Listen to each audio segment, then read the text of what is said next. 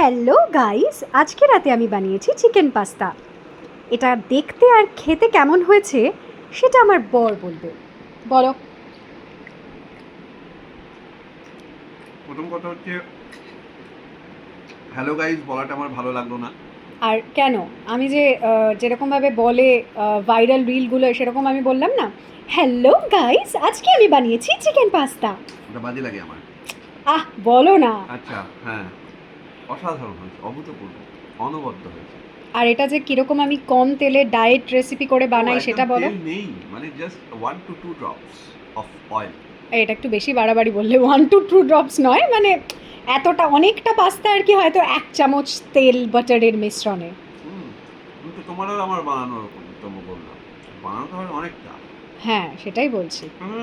2 drop, ওটা 1 চামচে হয়তো 10-15 ড্রপ হবে, 10-12 ড্রপ।